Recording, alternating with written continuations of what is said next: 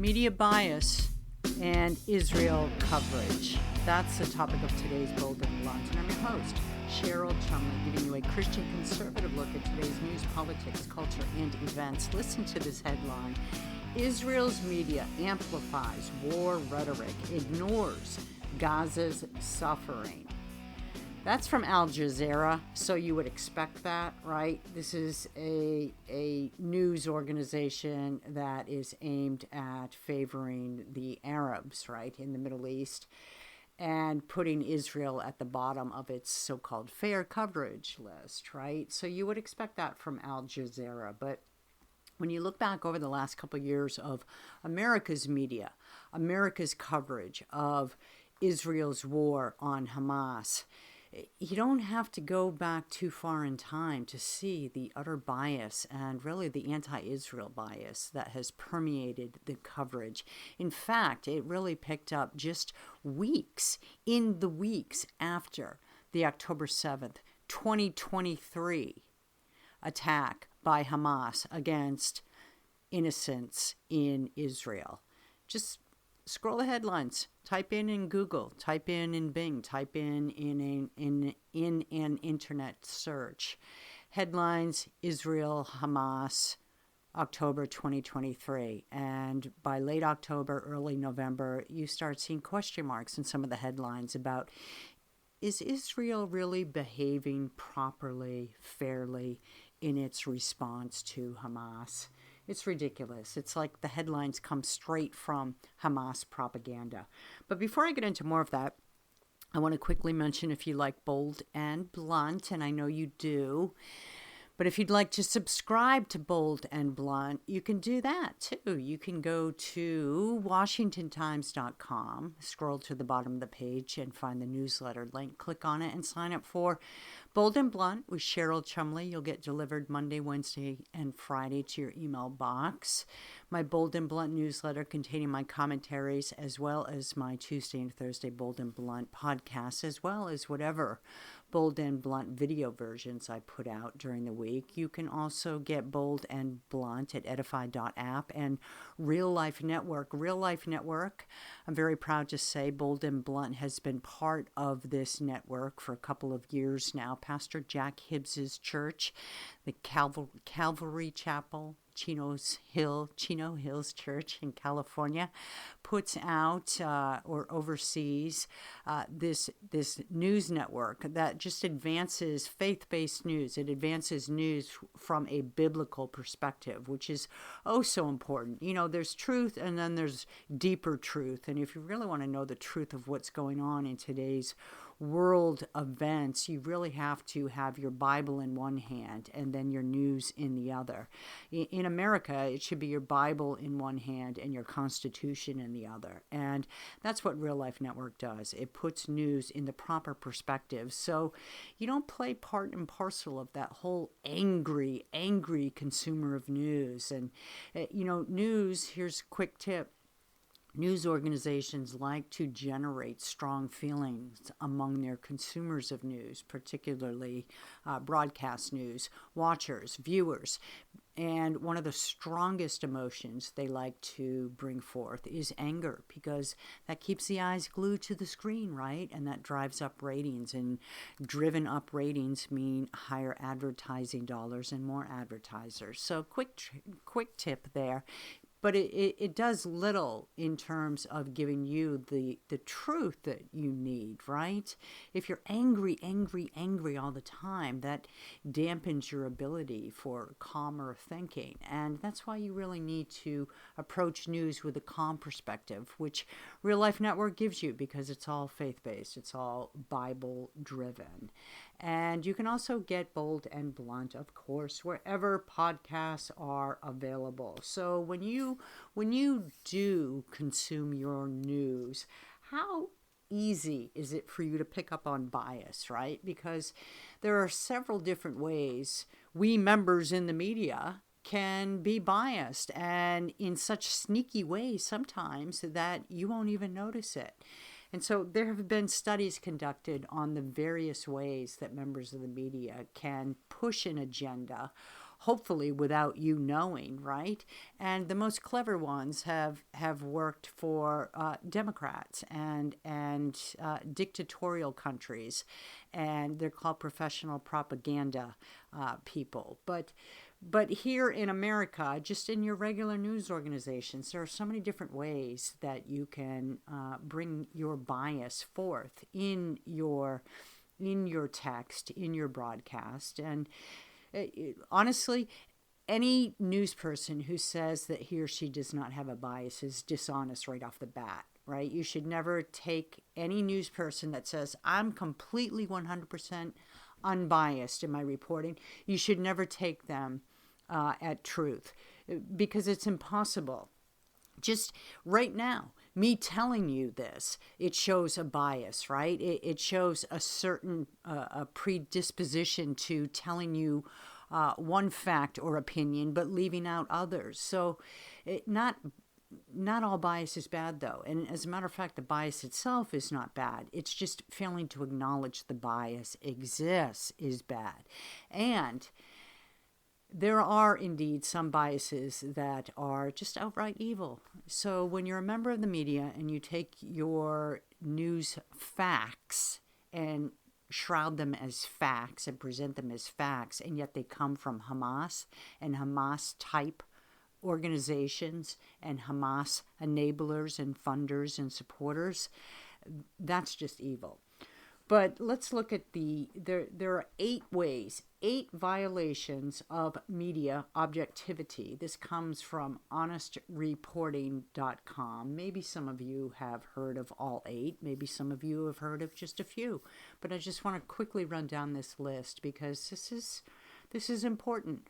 You know, the media has such an influence on policy and politics and the direction of culture in ways that we don't even pay attention to. And so if they're purposely being biased, look at Netflix. Look at what Netflix is doing now with its children's programming, pushing an agenda, transgenderism, and pretending like they're just creating children's stories, right? I mean, that is a bias that is so in your face, but the sneaky ones are the ones that you should be concerned about. All right. Misleading definitions, that's number 1. Such as prejudicing readers through language, right? You know, what comes to mind when I think of that is Joe Biden during COVID redefining the word patriotism, redefining what it meant to be a patriot. Patriot in America basically means somebody who respects and adheres to the founding father ideals, forefront being God-given individual rights, individualism, right? The idea that you as an individual have the right to determine your own fate and future, make your own choices, forge your own path, right? Individualism.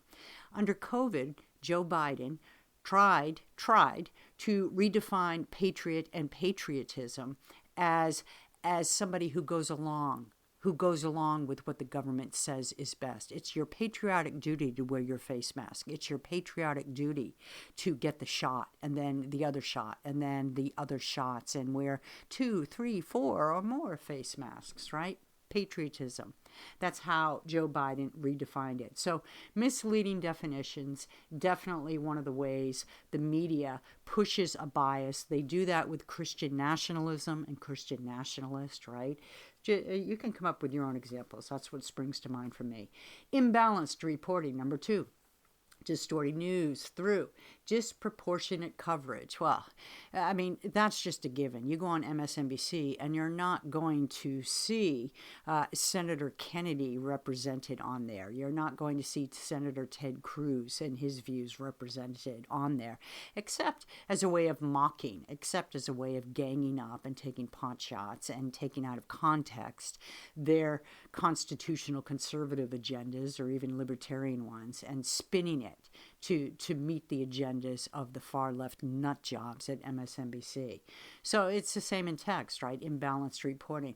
I remember I remember through the years, Senator John McCain, constantly being presented both in print and in broadcast as the voice of the Republican Party, right?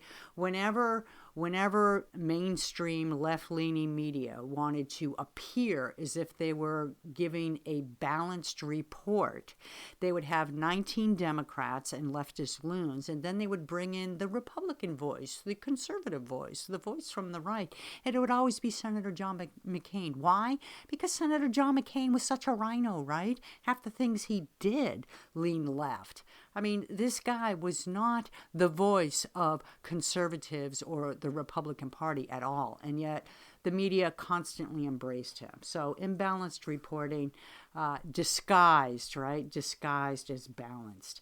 Opinions disguised as news. This one's huge, right? Number 3, opinions disguised as news. Inappropriately injecting opinion or interpretation into coverage.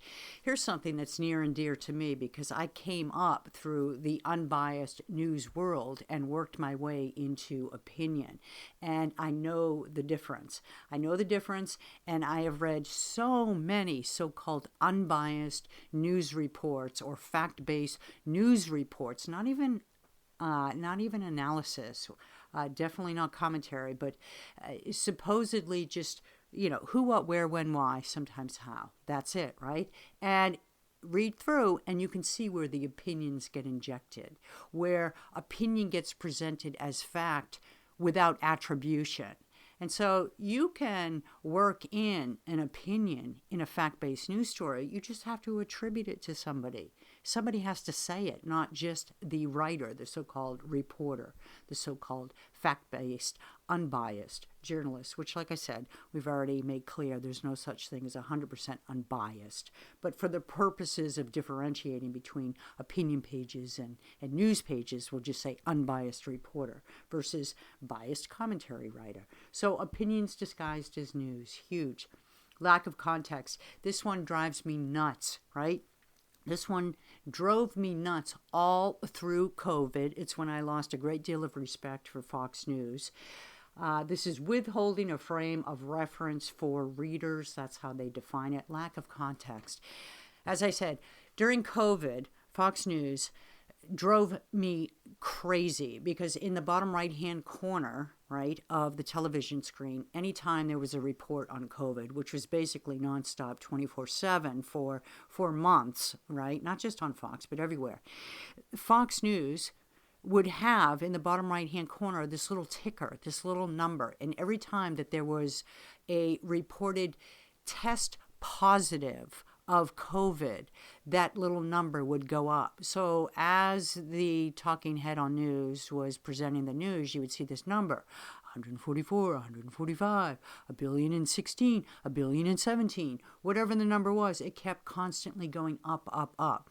And here's the context problem. So what? It's meaningless, and it always was, has been, and will be meaningless. The number of people who test positive for a certain virus or illness. That's an item of interest. 1 billion people test positive for COVID versus 2 people tested positive for COVID. That's an item of interest. But what really matters, what the context point is, how many test positive and then went on to be 100% cured on their own without hospitalization, without medicine, within X amount of time. How many test positive versus how many after testing positive died from the virus, right? At the time, the death rate was what mattered. The hospitalization rate was what mattered. And the hospitalization rate was skewed in itself because that's a whole other rabbit hole, a whole other discussion to go down. So, again, my point here is context. Context matters because what happened then in Fox, and other media outlets did it too. It just happened to be I was watching Fox at the time because I was still under the impression at the time that if you wanted truer reporting on COVID, that Fox was one of the sources you could go to and get it. And that idea was completely blown after Like I said, I lost a lot of respect for Fox then. Without the context, what happened was watchers were in hysteria, right? They were like, another one, another one, another one. Everybody's on biting nails. I'm afraid to go out of my house. Look how many people just in the last 3 seconds tested positive for COVID. We're all going to die, right? And that goes back to what I was saying, that news loves to have people have strong emotions as they're watching their news because they can't tear themselves away, right? And so that little ticker tape was just, it drove me nuts because where was the context? It's like you and me right now sitting here, you listening, me talking. Both of us could test positive for the flu right now, right? We don't feel sick, but we could test positive. So here's the thing. What difference does it make if we test positive if we don't feel sick? It was only under COVID that people feeling perfectly healthy, nothing wrong with them, started racing to get tests at the doctor's office to see, am I testing positive? Am I testing positive? And then, even though they didn't feel sick, which technically meant up until COVID they weren't sick, they would do all these mitigation factors. They would stay home. They would take 84 shots. They would stay out of the sunlight. They would hide under their bed, whatever it was, right? Context. If the proper context had been reported along with the database numbers, then a lot of that fear wouldn't have happened. So that's huge to me. Now I'm just running on too long, and I have 1, 2, 3, 4 more. So selective omission, right? That's the next one. Reporting certain events over others or withholding key details. Okay, this is where it comes into play that I don't care who you are as a journalist, as a news person, as an opinion writer. I don't care who you are as a person. Just the very fact that you say something but leave out something else, that shows a bias. In your mind, you are presenting what the order of priority is, right? You are presenting the facts that you think are important or the opinion that you think matters. And meanwhile, you're disregarding the rest. Well, there's only so much space that, somebody can write a story, or there's only so much time somebody has to tell a story on air. So, of course, selective omission goes on. But during that process, you're supposed to still, and this goes way back to how journalism used to be, you still present who, what, where, when, why, and sometimes how, right? And you get that out there right away. You present minimum 3 different sources for a story from differing sides of the aisle. If you interview a Democrat, then you get a Republican. And not just a rhino whiny pretend Republican like Senator John McCain used to be. You get somebody who's equally down that road of political ideology, only opposite. So if you have a far-left lunatic fringe like Alexandria Ocasio-Cortez, who pretends to be a Democrat, even though she's a Marxist in the Democrat Party, then you go out and you find someone who's equally far-right in the Republican Party, right? That's how it's supposed to be. And then the third source is supposed to be middle of the road, something like that. But journalists don't do that. There's too much selective omission going on, too much agenda-driven journalism. That is fine, unless there's a failure to acknowledge it's agenda-driven. Number 6, using true facts to draw false conclusions. That's infecting news with flawed logic. Yeah, happens. Number 7, distortion of facts, getting the facts wrong. Happens. And number 8, lack of transparency, failing to be open and accountable to readers. Happens. And I'd love to go into more of that, even more of that, just based on my own personal experiences in, 25, 30 years of journalism now. Wow, it's a long time. I ought to write a book about that, right? I ought to write a book about media and the news. But I don't have time because I want to bring in a guest. And you know what? In the interest of being transparent, I want to say that I am affiliated with today's guest because he is the CEO of Newsmax, Chris Ruddy. I am a contributor to Newsmax, and Newsmax has also, in recent years, published through their Humanics publishing company a couple of my books. So there you have it. There's the transparency. And now I want to bring on Chris Ruddy, who has just been recognized for his really pro-Israel view, his real pro-Israel stance through the years, and something that in this day and age of rising, growing anti-Semitism in America of all places, it's really to be respected. It's really to be respected and honored. So Chris Ruddy, I want to thank you so much for being on Bold and Blunt. So great to have you here. Well, Cheryl, always great to be with you. You're one of the great innovators and free thinkers in Washington. Wow. Thank you for that. So I'm equally impressed with your recent recognition as an Israel Allies Foundation recipient of the top 50 Christian allies to Israel. Congratulations on being named on this list. Tell me, what does that honor mean to you? Well, I'm very flattered they would include me on their list. I have been included on a number of lists that support Israel and Jewish causes. I'm very proud of that as a Catholic and as a Christian. But also, Israel is a sister democracy. We're seeing, we just did the remembrance of October 7th, and we saw the brutality that the Islamic Jihad had against the Jewish people. And President Trump it looks like has significantly resolved it, although we'll see. But they're barbaric. They're not of us. And, Israel has been a stalwart friend of America and the lone democracy in the Middle East for a long time. We fully support it at Newsmax, and we will continue to do it. What do you think that many in the media are missing about Israel? Well, let me start that there's a lot of media misinformation and spin and bots and lies that are being put out about Israel, and specifically Prime Minister Netanyahu, things that are just not true. And a number of conservatives are now pushing that, and you wonder if some of this is being funded by offshore sources, because it seems very coordinated at some points. And I think Israel has been, people don't realize, first of all, for instance, there was a conservative on one of the YouTube reels I just saw on social media saying that, Israel murders people. Yeah. And they kill people. They kill innocent people. I think Tucker Carlson made this claim. Well, that's not true. They have very serious rules of engagement in war. They don't kill innocent people. You've never heard of an Israeli soldier slitting the throats of 20 babies in a baby area of a kibbutz. I mean, it just doesn't happen. I mean, we don't kill innocent people. They did it, and their phone calls back from the terrorists back to their family members, their mothers, where they are laughing and giddy about having killed and slit the throats and raped Jews and murdered Jews, and it's sick. So Israel is a good country.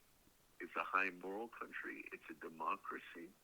But they also have been a tremendous ally of the United States, supplying us with intelligence, military information, military technology. They're like a little mini superpower for a country less than 10 million people. So I'm very high on Israel, but I would just encourage people, if you're seeing stuff, keep an open mind and look for the other side of the story.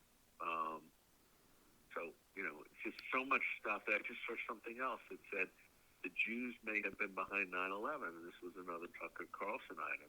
And he then said that some Israelis took pictures and were smiling in front of the crash. The FBI investigated that very carefully. None of the people had pre-knowledge. They just took photographs after the planes went into the buildings, before the buildings collapsed.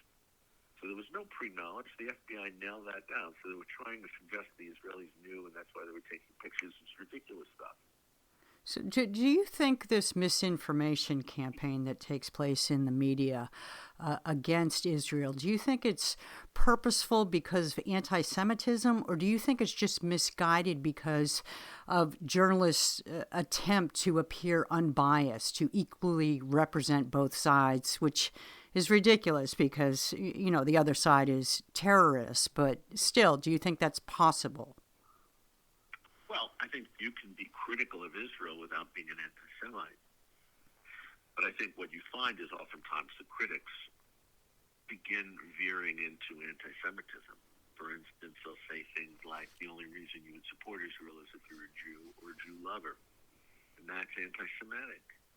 And you're seeing more and more the use of these things. So I think that if you look at the behavior of some of these people, I don't want to name names, you can name some of the names, but they're out there on social media, and they don't like Jews. They don't like Israel. Typically, if they're really that strong on the issue, they typically don't like Jews. And we're seeing now the implications of all this, because there's just massive anti-Semitism in Europe and the United States now. In the U.S., we had very little of it, and now it's growing, and Jews in some cities walk in fear. And this is not America that I knew. I think it's a very dangerous development, and Newsmax will counter it. We're not going to give home sanctuary for anyone that's anti-Semitic. So you mentioned your Catholic faith. Is your regard for Israel solely based in biblical truths about Israel and how God regards the Israeli people, or is it more of this world? Where does it stem from? Well, I think I have personal views that are not necessarily public views that I have to share on all my religious beliefs. I would tell you the Catholic faith does not assign to Israel a special status that somehow it's God's country and that it should be treated differently. So that's the Catholic faith. I have certain religious beliefs about Israel, and I do think that the Bible is true. I do think that Jews come from are the chosen people, meaning they were selected by God for the carrying of a Messiah, not that they were special or better. People don't understand what chosen means in that context. And that I believe in the Messiah, whose name is Jesus Christ, or Jesus of Nazareth. And so I believe that the Jewish people do have a special purpose, and the Bible seems to have been affirmed when it's prophesied the Jewish people would come from all the different parts of the earth back into a nation state. Nobody can ever say any other country this has happened, where a group was dispersed over 2,000 years and that they suddenly were resurrected, so to speak, especially after the Nazi Holocaust tried to completely annihilate them. So I'm very proud of standing with Israel. But even if I have religious beliefs, I think the political ones outweigh, and that in terms of our national interest. And so we should continue to support Israel. It shouldn't even be a question. So when you look at this peace treaty that Trump largely forged, he largely took the lead on this. Where do you see the outcome of this? Because already we're seeing cracks, right? I have no idea. I think it was done in good faith by Israel and the United States and President Trump. But, the Arab states have not been very good, and certainly the PLO and the Palestinians have not been very good in upholding their part of the bargain, in supporting peace agreements. I mean, Egypt's agreement has stuck. So far, the Abraham Accords have been pretty good, although most countries are not engaging with Israel to the degree they promised. But at least it's a start. Let's see. I mean, I'm still open to it. I'm not going to say it's not going to work, but it's very early. President Trump, I think, will have very little patience if it doesn't work, and will back Israel taking action to secure their sovereignty. I know you have to run, Chris. I just have one more question. I was listening very carefully to your reasons for supporting Israel, both political and religious. And one of the things I've wondered over the years is why America is so hesitant to call out what goes on in Israel as a religious war, right? I understand that would open a really sticky, thorny situation, but do you see what takes place against Israel as more a religious war? Well, it's certainly a clash of civilizations, as a famous writer once called it. The Islamic civilization versus the Judeo-Christian civilization. Israel was very happy. Everyone says they want a two-state solution. Israel was all on board for a two-state, agreed to to the UN Resolution 242, which created the State of Israel back in 1948. It was the 5 Arab armies entered Israel immediately and said, we're not accepting it. And the Arabs to this day, you won't find a Palestinian that's for a two-state solution. And we're already seeing, Gaza basically had their own state, and you see what happened. So it's not necessarily workable. I might add, closing, Charlie Kirk, we're talking about him this week. He was a friend of mine. I'm sure he was a friend of yours, and an amazing guy. But he was one of the most outspoken supporters of Israel. He was once asked if he had any other country in the world that he would live in, he would say it was Israel. He was asked about his religious position, and he said, similar to what I said, which is that even if I had religious positions, there's really good reasons to support Israel as a fellow democracy. And so, he has been an amazing guy. Newsmax published a book a week after he passed away by his pastor, which is Lucas Miles. You probably know him from I do.